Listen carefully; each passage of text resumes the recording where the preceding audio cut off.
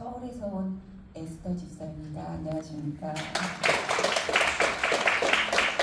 어쩌다 보니 제가 서울에서 매주 이렇게 예리성 교회와 기도원에 자주 오게 돼서 많은 분들 얼굴이 익숙해서 굉장히 떨릴 것 같았지만 그래도 아시는 분들이 다 많아서 편안한 마음으로 오늘 제가 간증하고자 합니다. 저는 저희 교회의 겸손과 여호와를 경외하며 구사는 재물과 영광과 생명이니라. 잠언 22장 4절 말씀이 제게 많이 와 닿았고요. 그 결과로 제가 영광과 생명을 얻은 것 같아서 간증을 하고자 하는데 제가 제목을 따로 정해봤습니다. 저는 믿음과 순종의 따라쟁이, 그런 제목으로 해서 제가 간증을 오늘 준비를 했고요.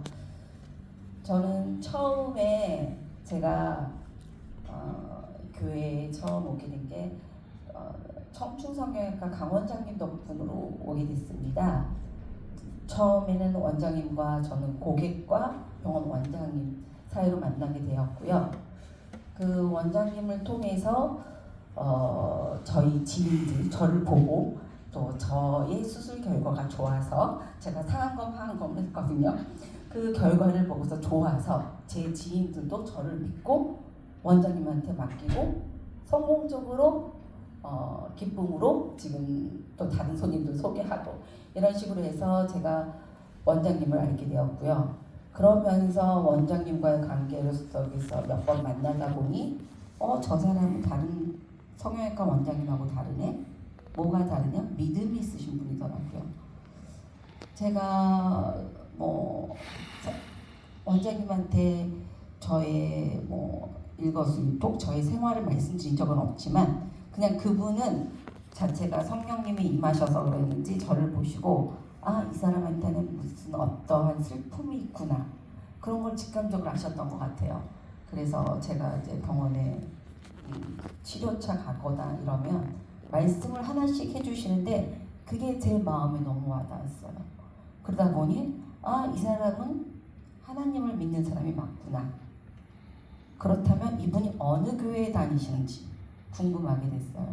그러다 보니 말씀하시는 게 10년이 넘게 광주 예리성 교회로 다니신대요.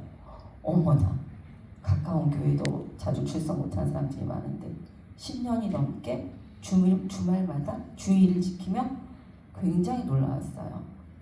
그러다 보니 이제 저도 그 교회에 대해서 궁금증이 생기게 됐고 그때 마침 제 일본에서 사는 지인분이 남편분이 돌아가시게 되었어요. 근데 그분 같은 경우에는 남편이 암 선고를 받고 일주일 뒤에 치료를 하시려고 그랬는데 갑자기 돌아가셨어요. 치료를 한 번도 받아보지 못하시고 그냥 돌아가셨어요. 그러다 보니 마음 상처가 너무 깊고 그래서 지인들, 서울에 있는 친한 지인들이 일본까지 건너가게 돼서 위로하고 같이 한국에 오게 됐어요. 한국에 와서 이제 강 원장님을 소개해드리고 보니 강 원장님이 그분의 아픔이 너무 당신의 마음속에 깊이 와닿았나 봐요. 같이 여행을 가자 이렇게 말씀하신 거예요. 그때가 아마 제가 듣기로는 원장님 처음으로 쉬어보신 날이래요. 병원 하시면서 쉰 적이 없으신데 그때 마침 5월 5일 어린이날 이렇게 해서 이제 쉬는 날이 껴있어서 일본에서 같이 오신 손님하고 같이 원장님 지인분들과 예리성교회에 오게 됐어요. 예리성교회에 오면서 이제 저의 믿음이 시작이 되었습니다. 그날 처음 예리성교회 유현민 목사님 만나고 위대중 목사님 뵙고 설교 말씀과 그분들이 말씀하시는 게 너무 편안했어요. 거기다가 폐해성으로 하나님은 너를 지키시는 자, 이 노래가 이 찬양이 마음이 너무 지금도 생각하면 제 가슴이 먹먹해지는데 그 하나님은 나를 지키시고 계셨고 아무도 제 사정을 몰랐죠. 왜 몰랐냐면 제가 말한 적이 없으니까. 근데 저는 저희 남편이 코로나 때 사업이 망했어요. 코로나 전에는 소위 말하는 제가 상위 1% 안쪽인 0.5% 이내에 살았거든요. 저희 그때는 뭐 20층이 넘는 건물이 몇 채며 호텔이 몇 개를 가지고 있는 상위 0.5% 이내에 살았고, 제 지인들은 다 그런 분들이었고, 그렇기 때문에 저는 한 번도 내가 떨어져 버리, 어떻게 그 이하의 인생을 살아보는 생각을 못했어요. 그러다가 코로나 때 저희 남편이 가지고 있던 호텔 대구에 있었는데 대구로 직격탄을 맞았어요. 그 당시에 대구의 신천지 사건과 함께 저희 남편이 가지고 있던 호텔에 나라에서 대구 전체가 관광이라는 걸 할 수가 없게 되었어요. 일단은 1년 동안 호텔 문을 닫았어요. 그리고 1년 후에는 50%만 투숙객을 받아라.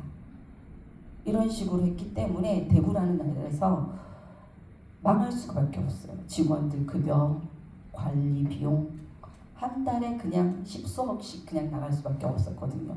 그러니까 아무리 돈을 많이 가지고 있어도 망할 수밖에 없어요. 이건 제 뜻이 아니라 이건 하늘에서 어떻게 하지 않았나 하는 원망과, 저는 원망 속에서밖에 살 수 없었고, 그럼에도 불구하고 제 주변의 지인들은 너무 잘 나가는 사람들이었기 때문에 그들과 같이 할 수 없을 것 같다는 저의 의기소침한 뭐 이런 거 저런 거의 마음속으로 많이 갈등과 함께 슬픔이 다가왔죠. 그러다 보니 자연스럽게 가정은 다 뿔뿔이가 됐어요. 마음속이 다 각박해졌거든요. 그런데 제가 지인의 소개로 청충성형외과를 갔고, 가서 강 원장님을 만났고, 그러면서 믿음으로 이 사람이 이렇게 사는구나, 그럼 나도 궁금해져서 오게 된 예리성 교회에 하나님은 너를 지키시는 자, 그 찬양으로 인해서 제가 우리 예리성 교회에 제가 등록을 하게 됐어요. 등록을 하고 저의 변화를 저희 딸이 제일 먼저 알았어요. 엄마, 요즘 엄마 달라졌네? 엄마 힘들어했던 우리 엄마가 너무 밝고 뭔가 편안한 안식처를 받은 것 같아. 그게 뭐야? 엄마 요 몇 달 전부터 교회에 나가던데 그 교회가 어디야? 광주. 광주? 이단 아니야? 거기까지 내려와 엄마? 아니야, 승희야, 그게 절대 아니야. 저는 막 설명을 했어요. 아무리 설명을 해도 그건 제가 설명할 수 없는 얘기이기 때문에 한번 가보자. 같이 가자. 그래서 내려왔어요. 내려와서 승혜도 저랑 예배보고 하나님은 너를 지키시는 자, 그 찬양에 함께 펑펑 울기 시작했어요. 그리고 그때 목사님께서 말씀해 주신 게, 아직 그 설교 내용이 저는 기억해요. 딸과 함께 동상에서 어떤 사람이 기도를 하는 내용이었고, 하나님 의가 아닌 자기 뜻대로 했기 때문에 벌어진 일들에 대해서 이제 그때 말씀해 주셨는데, 그때는 그 말씀의 뜻이 아무것도 몰랐어요. 아니 내가 의로 저 사람이 잘못했으니까 내가 고발하는 게 맞지 않아? 그게 맞지 라고 생각했고, 근데 하나님의 결과는 그게 아니었어요. 그 뜻을 보면서 이해하지 못했지만 그냥 시간이 지났어요. 시간이 지나고 어느 순간이 되었어요. 어느 날 교회를 제가 뜨문뜨문 오게 됐죠. 맨 처음에는 뭐 한 달에 한 번, 그러다가 한 달에 2번, 이런 식으로 이제 횟수가 늘어지면서, 강 원장님네 병원 식구 중에 신복화 집사님 아시죠? 여러분들, 신복화 집사님한테 크나큰 일이 생겼어요. 그 분이 몇 년 전에 어떤 환자 대신에 사인을 한 거예요. 수술 동의서에. 그게 사문서 위조예요. 그걸 본인도 모르고 그냥 하셨어요. 급해서 했는데 그게 그 환자가 그날 수술하면서 죽었어요. 그래서 이게 신문과 뉴스에 나는 큰 사건이었어요. 그리고 시간이 지나서 한 1, 2년 뒤에 이제 재판에 판결이 나는데 사람 삐쩍 마르죠. 왜냐하면 그건 너무 큰 죄라서 5년형에 1,000만 원 이하의 과태료가 부과돼요. 그런데 이것뿐만이 아니라 사문서 위조에다가 그거를 서류로 그 병원에서 가지고 있다가 재판할 때 난 이랬습니다. 증거를 낸 거예요. 그렇게 되면 그게 과중처벌이 된대요. 그래서 10년 무려 3천만 원이라는 과태료가 붙는데요. 나중에 알아 너무 황당하죠. 그냥 매번 보던 환자였고 그날만 어쩌다가 자기가 급해서 서명을 했는데 이게 이렇게 되니 누가 환자가 죽을 줄 알았나요? 수술 중에. 그런데 이런 일이 벌어지고 나서 이제 2년 뒤에 재판에 그동안 계속 판결이 있다가 마지막 재판이 있다고 해서 이제 선고가 내리는 날이니까 내가 10년이야 3천만 원이야 이러는 상황에 신복화 집사의 얼굴이 삐쩍 마르기 시작했어요. 근데 강 원장님이 그걸 보더니 너 믿는지 아는 건 내가 아는데 너 광주 우리 교회 한번 내려가 봐. 그리고 우리 목사님 한번 뵈봐. 목사님한테 한번 기도 들어봐. 그리고 그분이 하라는 대로 해. 그래서 신복화 집사님이 내려오게 됐어요.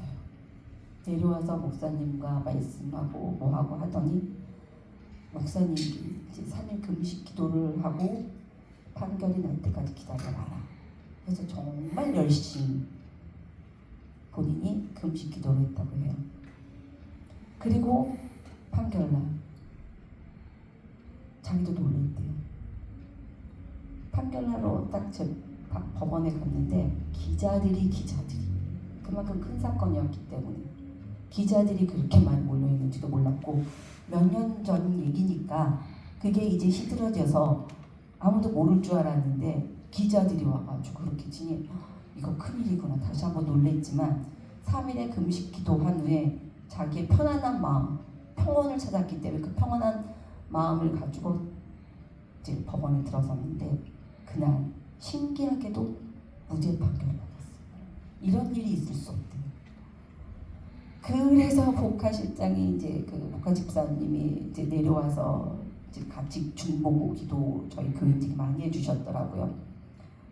기쁜 마음으로 이제 같이 함께 해주신 분한테 밥도 사고 막 그러셨다고 해요. 그 말을 저는 그때 당시에 못 듣고 그 다음 주에 내려왔을 때 들었거든요. 너무너무 샘이 나는 거예요. 제 마음에. 왜? 나는 남편이 그렇게 잘 나가던 남편이 무너지고 망해서 진짜 가정이 이건 너무 쓸쓸하고 외롭고 다 뿔뿔이 흩어지고 있는 마음인데 이 사람 하나님한테 기도했더니 진짜 이래? 그래서 제가 목사님한테 바로 여쭸어요. 목사님 저 그 기도 어떻게 하면 돼요? 저는 며칠을 굶을까요? 며칠을 금식을 하면 저렇게 복화실장처럼 저런 은혜를 받고 은총을 받을 수 있을까요? 이제 목사님이 저한테 웃으시면서 40일 기도해라. 저를 40일 기도하래요. 전 기도라는 거 할 줄 몰랐어요. 그때까지만 해도 이제 뜨문뜨문 기도하러 이제 예배 보러 내려왔지 믿음이 숙성되지도 않았고 믿음이 뭔지도 몰랐고 그냥 좋아서 하나님은 너를 지키신대. 그래서 그 마음 하나 가지고 내려왔는데 40일 기도 그래. 복화실장도 저렇게 무죄를 받았는데 나라고 못해? 나도 받을 거야. 그래 그럼 해보지. 해서 이제 40일 기도를 했어요.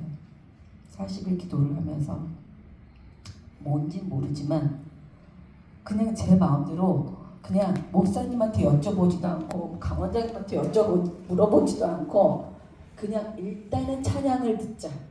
왜? 하나님은 나를 지키시는 자라고 했어. 그 찬양을 믿고 내가 들어보리. 하고 기도 전에 매일 그 찬양을 10분씩 들었어요. 10분씩 듣다 보니 이거 뭐지? 그렇다면 나는 말씀도 몰라. 그러면 설교 말씀 한번 들어볼까? 유튜브를 찾기 시작했어요. 그러면서 C.S. 루이스라는 그 분의 이제 말씀을부터 시작을 해서 조영기 목사님, 유기성 목사님 여러 분의 이제 설교 말씀을 듣기 시작했어요. 근데 이상하게 설교 말씀을 들을 때마다 광야에 대해서 나오는 거예요. 광야. 이스라엘 민족이 40년 동안 고통받고 원래는 하나님께서 하라는 대로만 잘했으면 그냥 가나안으로 땅으로 갈 것을 그 안에서 광야에서 그렇게 헤매더라고요. 근데 나는 헤매고 싶지 않았어요. 저는 여러 목사님들이 말씀을 종합해서 제가 얻은 결과 순종하자. 왜 순종하지 않고 믿지 않아서 저렇게 떠돌아다니면서 저 생활을 저렇게 오래 했지? 그럼 나는 다이렉트로 가고 싶어. 요령을 알았어. 왜 사람들은 이 요령을 모르지? 나는 요령을 알았어. 신났어요, 정말. 너무 기뻤어요. 나만 아는 비밀 같았어요. 그래서 저는 그렇게 하기로 결정을 하고 그 말씀대로 저는 그 다음부터 살기로 결정하고 하기로 노력을 시작을 했어요.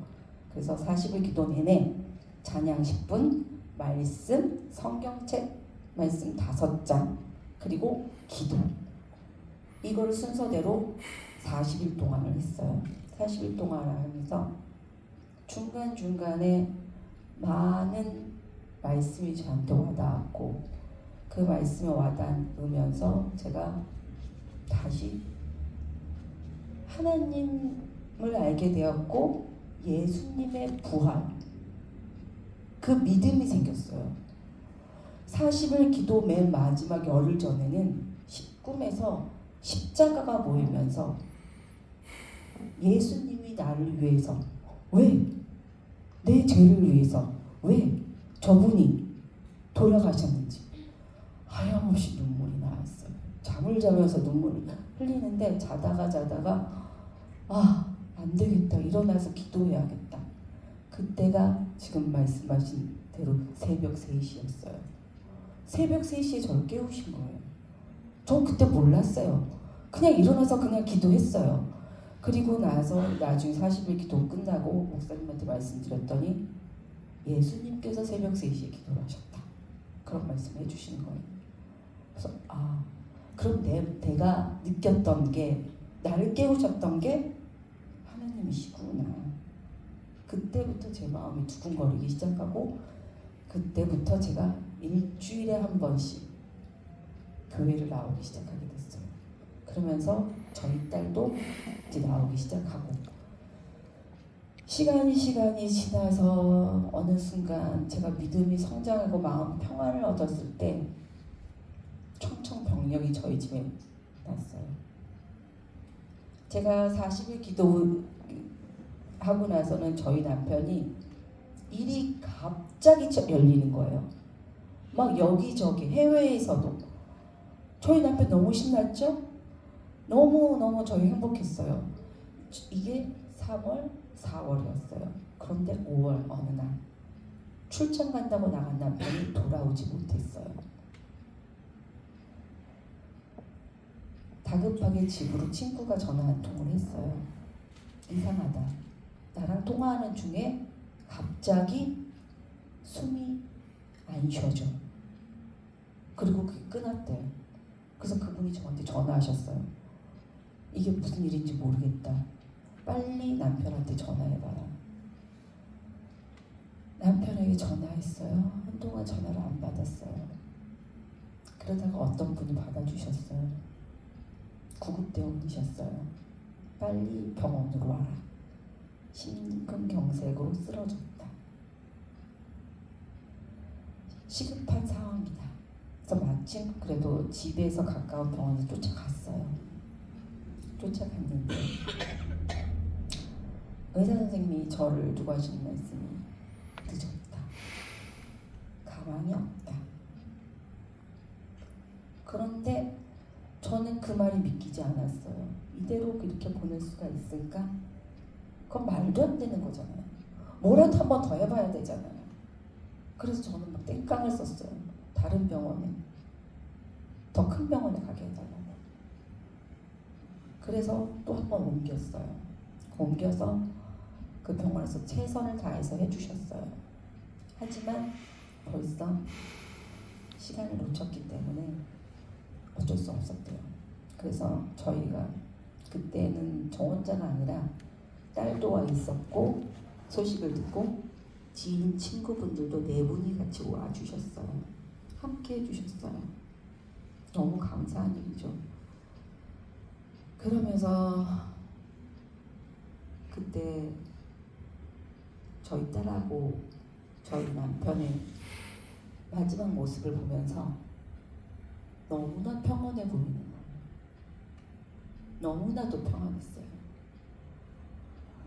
저희 딸과 저는 남편이 몇 년 동안 너무 고생한 얼굴 보다가 그 얼굴을 보니 그래 당신 고생 많았어. 이제 보내야겠구나. 승혜야 아빠 보내드리자. 그렇게 해서 승혜랑 저랑 남편을 보내게 됐어요. 만감이 교차하더라고요 진짜. 왜냐면 저희 남편이 0.5% 안에 들 동안 돈을 벌었을 때는 얼마나 세상과 신나게 놀았겠어요. 가정은 멀리하고 가정이란 건 없고 바깥에서만 정말 신나게 잘 놀았거든요. 그랬던 사람이라서 미움도 많았고 가정을 돌보지 않는 것에 대해서 사실 많이 미워했어요. 저희 아이들 또한 아빠를 존경하는 마음이 좀 그렇지 못하도록 저희 남편이 한 행동들도 많고 그랬는데 그 순간만큼은 남편이 그 마지막 모습만큼은 너무 편안해 보이니 승혜랑 저의 생각은 아빠를 보내드리자. 저렇게 편안하신데 우리 보내드리자 해서 보내드렸어요. 보내드리고 장례를 치르는데 목사님께서 와주신 거예요. 광주에서 몇 분의 집사님, 권사님과 함께. 정말 그분들 저 한두 번 모셨을 거예요. 그런데도 그 먼 길에서 와주셨어요. 와주셔서 이제 남편을 위해서 기도해 주시고 저희 가정을 위해서 기도해 주시고 그랬을 때 저희 승혜랑 저는 너무너무 감사하고 우리가 왜 교회에 갔는지 아빠가 믿음은 있었지만 교회 가지 않았지만 아빠가 믿음이 있는 이 사람들과 함께 하나님 곁으로 갔구나 라는 이 생각을 하게 됐어요. 그런데 목사님께서 저희 남편 영정사진을 딱 보시자마자 이분은 천국 가셨다. 천국 가셨다. 그 말씀 해주시는데 저희 너무 기뻤어요. 아빠 천국 못 갈 줄 알았거든요. 세상에 너무 즐겁게 놀다 갔기 때문에 천국 못 가는 줄 알았어요. 물론 선한 행동도 많이 했겠지만 저희가 보는 아빠는 그렇지 못했기 때문에 세상살이를 너무 재미나게 사신 분이기 때문에. 근데 그 말씀이 너무 위로가 되는 거예요. 그냥 믿게 되는 거예요. 왜? 마지막 모습의 선한 모습을 봤기 때문에. 신공경색으로 돌아가시는 분들이 다들 이렇게 가슴이 그려져서 가기 때문에 얼굴이 찡그린 상태예요. 근데 저는 너무 평안했거든요. 근데 목사님께서 그렇게 말씀해 주시는 원망하지 말자. 남편에 대해서 원망하지 말자. 그동안 우리를 위해서 잘 살았다. 이렇게 마음이 바뀌게 된 거예요. 그 다음부터는 장례를 치르고 남편의 여러 가지 사업장을 들춰보니 난리도 아닌 거예요. 몇백억의 빚이 있고 감당할 수 없을 만큼의 어찌어찌 하늘을 어떻게 살지? 하는 그 마음에 너무 착잡한 거예요. 그 착잡한 마음 속에서도 남편을 원망하지 말자는 약속을 했기 때문에 저희 딸하고 저희 아들은 원망하지 않았어요. 원망하지 않고 목사님이 기도해 주신 말씀이 있어요. 그날 예레미야서를 말씀해 주셨는데 예레미야서의 말씀에 여호와의 말씀이니라 너희를 향한 나의 생각을 내가 아나니 평안이요 재앙이 아니라 너희에게 미래와 희망을 주는 것이니라. 이 말씀이 원래 장례식장에서 하시는 말씀이 아니시래요. 근데 저희한테 이 말씀 해주셨어요. 미래와 희망을 주는 것이라는, 평안이요 재앙이 아니라는 이 말씀에 저희는 믿고 저희 딸이랑 기도를 열심히 하게 됐어요. 너무도 신기하게 저희 남편이 국적이 미국이기 때문에 한국에서 하는 상속 포기가 쉽지가 않아요. 미국에도 또 해야 되고 한국도 해야 되는데 가정법원에 가서 물어보니 할 수 없대요. 미국에서 다 해야 된대요. 이렇게 되면 너무 돈이 수억이 깨지게 생긴 거예요. 근데 저희는 빚만 지금 몇백억인데 이 비용을 어디서 감당을 해? 이러고 있을 때 제가 열심히 새벽 3시에 기도했어요. 새벽 3시에 기도하니 하나님께서 어느 날 순간적으로 말씀 성경책을 읽다가 제 눈에 들어오는 구절이 있었어요. 이사야서 43장 18절 19절. 너희는 이전 일을 기억하지 말며 옛날 일을 생각하지 말라. 보라, 내가 새 일을 행하리니 이제 나타날 것이다. 너희가 그것을 알지 못하겠느냐. 반드시 내가 광야의 길을 사막의 강을 내리니. 이 말씀이 제가 성경 말씀을 읽는데 들어오게 됐어요. 그래서 이 말씀을 가지고 기도를 했어요. 기도를 하면서 중간 사정 좀 제가 간략하게 말씀드릴게요. 왜냐면 중간에 남편 상속 포기하는 데 있어서도 말씀드리려면 1박 2일 걸려요. 너무 복잡한 법적인 것과 이런저런 일들이 있는데 어찌어찌해서 그게 다 해결됐어요. 정말 몇 년, 10년 전에 15년 전에 있던 서류를 갑자기 자는데 너 그 서류 거기에 있어. 말씀해 주셔가지고 꿈에서 나타나서 말씀해 주셔. 찾아보니 있어서 해결되고 이런 식으로 딱 한 장 남은 서류였기 때문에 정말 신기하게 그렇게 해서 상속 포기를 하고 한국에서 상속 포기했다고 해서 끝난 건 아니지만 상속 포기를 일단락을 치면서 마음의 평안을 얻고 그러면서 저희 남편 지인의 도움으로 집도 해결되고 어느 정도 생활비도 해결되고 하나님이 하신 일 아니면 저는 항상 기도밖에 없거든요. 그 기도를 하라고 또 말씀해 주신 게 우리 예리성 목사님밖에 없으셨어요. 기도해라. 다 주실 것이다. 네. 기도원에 특히 집에서 기도하지 말고 기도원에 와서 기도해라. 9월, 10월, 11월 저 매주 나오게 됐어요. 그리고 여기서 잤어요. 잠을 자면서 눈을 뜨면 제 눈앞에 보이는 말씀을 가지고 목사님께 여쭤보고 그 말씀 중에 하나가 옆에 있는 내가 네 말대로 하여 내게 지혜롭고 총명한 마음을 주노라. 내가 또 내가 구하지 아니한 부귀와 영광도 내게 주노라. 계속 저에게 똑같은 말씀이 들리셨어요. 부귀와 영광. 부귀와 영광. 와. 내가 저 부귀와 영광을 얻으려면 뭘 해야 되나. 그때 목사님의 예기성 목사님 기도원의 설교 말씀 중에서 너를 맡고 있는 사탄이 있다. 그 큰 사탄의 마음을 네가 이겨야 된다. 근데 그 순간에 저한테 딱 온 거는 제가 재물에 대해서 욕심이 많았구나. 그것부터 놓아야지 나한테 부귀와 영광을 주시겠다라는 신령을 얻었어요. 그래서 제일 먼저 한 게 목사님 저 뭐 하면 되죠? 했더니 1,000번째 하라고 하시더라고요.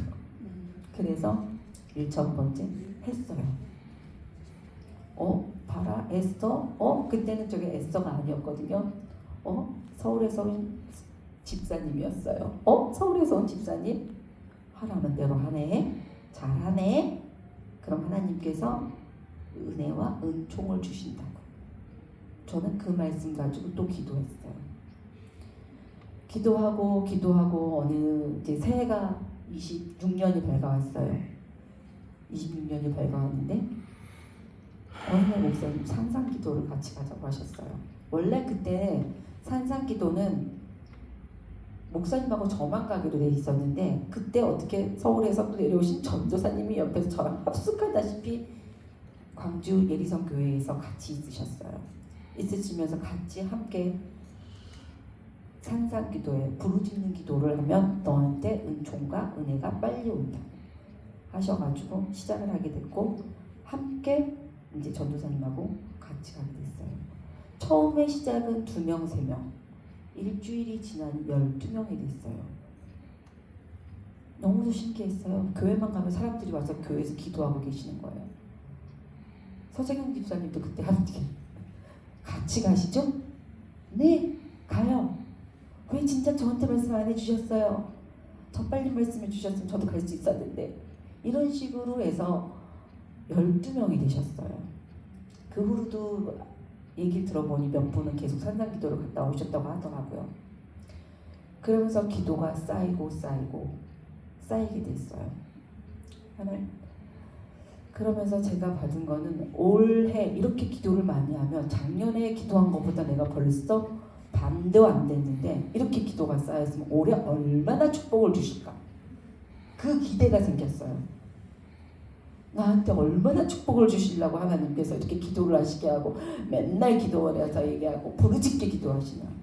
그래서 그 부르짖는 기도를 저는 사실 할 줄을 몰랐기 때문에 제가 하는 부르짖는 기도는 산사기도에서 보면 그냥 노래하는 수준, 깨꼬리 노래하는 수준 정도로 앞에 사람만 겨우 들을 정도였대요. 전 몰랐죠.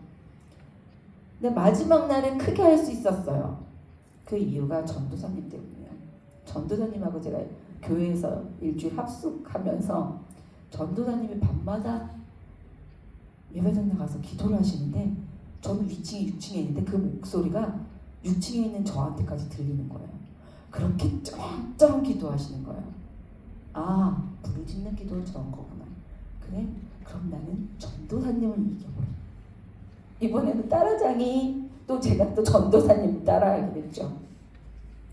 첫 번째는 강원장님 교회 나가는 거 따라했고, 두 번째는 신복하 집사님 그 음식기도 하면서 나도 저 믿음으로 나도 영광 받으리 해서 기도했고, 세 번째는 우리 전도사님 저 부르짖는 기도 내가 더 크게 해서 내가 받으리 해서 제가 전도사님 목소리를 보다 더 크게 했어요.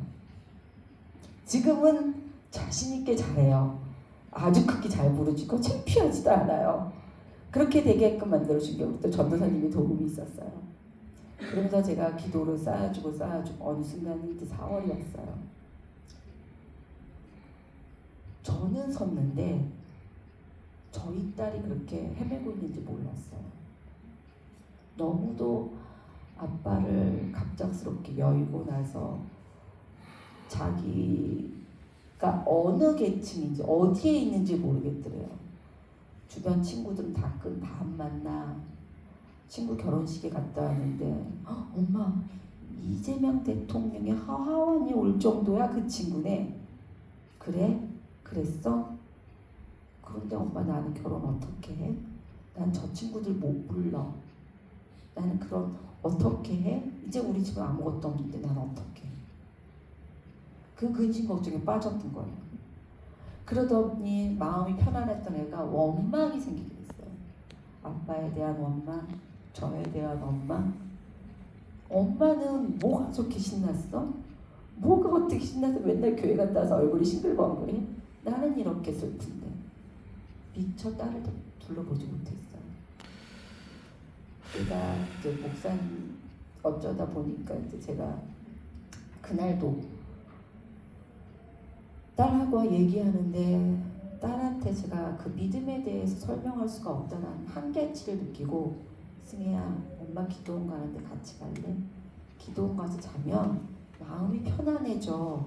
나도 너한테 내가 설명할 수는 없지만 네가 가서 경험해봤으면 좋겠어. 같이 가자. 그래서 같이 왔어요. 그런데 걔가 안 하던 짓을 하는 거예요.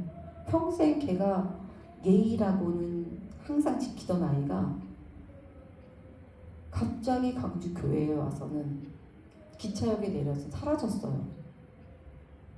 목사님이랑 갈렙 집사님이 다 저랑 같이 승혜를 맞이하러 갔는데 내려온다고 하고 서울에서 내려온 애가 없어진 거예요. 이건 무슨 일이야.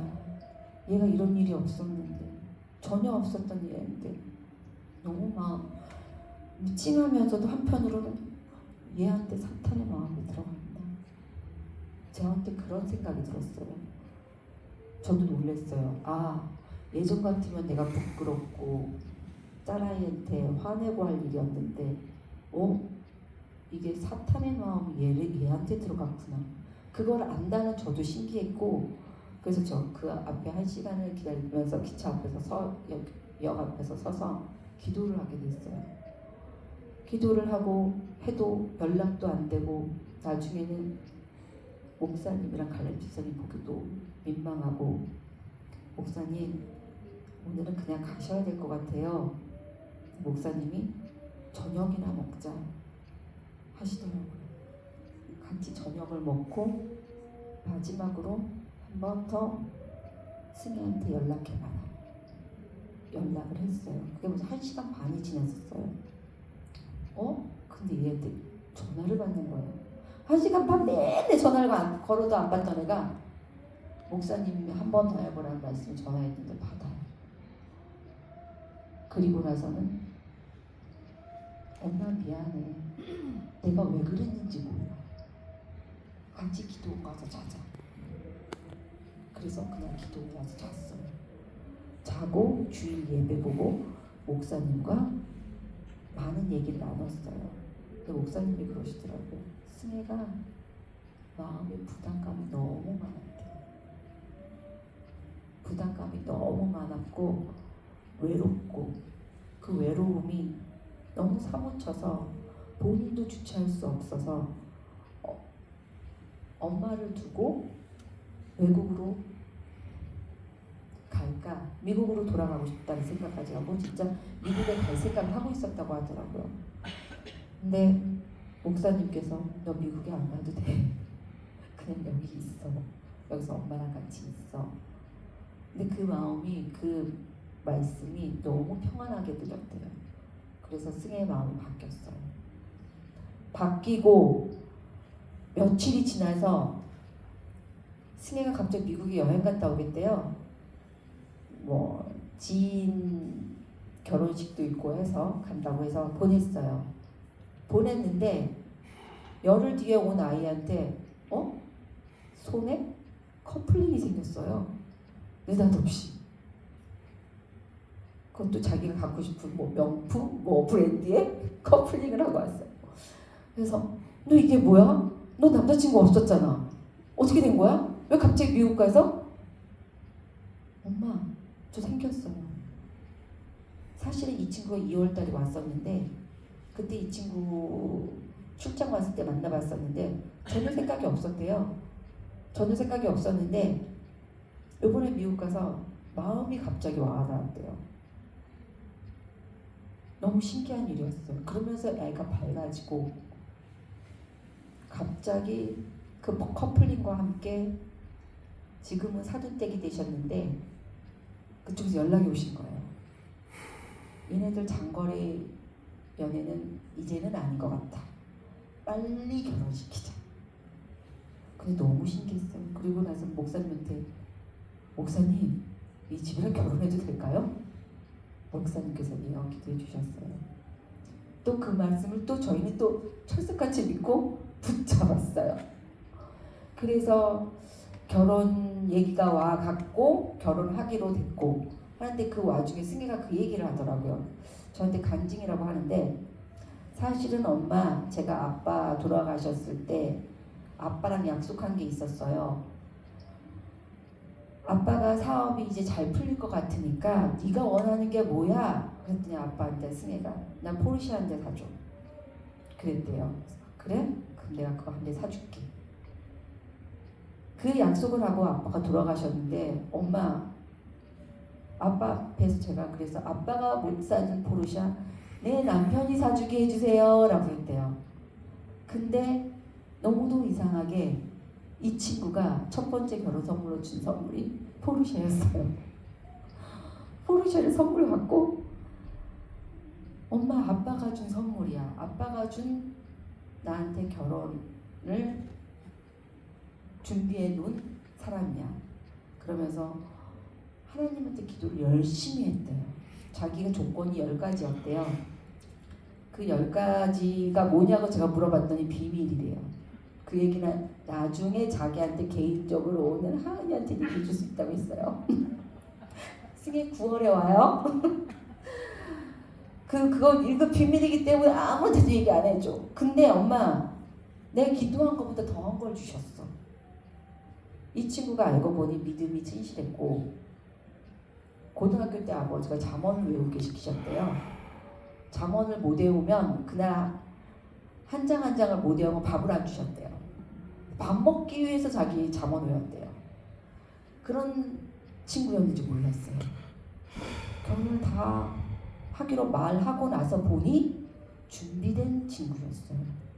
저희는 승혜와의 결혼식 얘기가 4월 달쯤 얘기가 나온 걸로 알고 있었는데 그 부모님들은 아들이 고등학교 때부터 승혜 얘기를 했대요. 저희 딸 얘기를 했대요. 그래서 하도 들으셨대요. 근데 그런 친구가 갑자기 4월에 미국에 온다니 4-5시간 운전하시고 걔가 어떤 애야? 한번 얼굴이나 보자. 그래서 오신 거예요. 오셔서 딱 봤는데 어머나 내가 기도한 며느리감이네. 거기다 예쁘기까지 해. 어머니께서 그렇게 말씀하셨대요. 그래서 5월에 결혼 얘기가 나오고 6월에 저희 딸이 결혼했어요. 제가 처음에 말씀드린 것처럼 저희 잠언 22장 말씀 여호와를 경외하였더니 제가 보는 보상이 영광이었어요. 물론 재물도 지금 받고 있는 중이에요. 아직 그것에 대한 열매를 확실하게 듣지 못했기 때문에 그 열매 10,000배, 100,000배가 돼서 그때 돼서 다시 간증하러 이 자리에 서겠습니다. 오늘은 저희 딸이 이렇게 만나서 제가 어떻게 해서 예리성 교회에 왔고 어떻게 해서 믿음이라는 걸 알고 순종이라는 걸 알게 되고 어떻게 해서 그렇게 했더니 그리고 목사님 말씀 듣고 기도원에서 예배드리고 했더니 이런 결과가 있었더라 하는 것을 제가 오늘 여러분들한테 말씀드리고 싶어요. 그래서 따라쟁이가 한번 돼보세요. 믿음과 순종의 따라쟁이. 내 생각하지 마시고요. 그렇게 하시면 하나님께서 복 주시더라고요. 네, 감사합니다. 오늘 제가 마지막으로 같이 찬양하라 내 영혼아라는 노래를 같이 여러 성도들과 함께 하고 싶어요. 같이 한번 해주세요.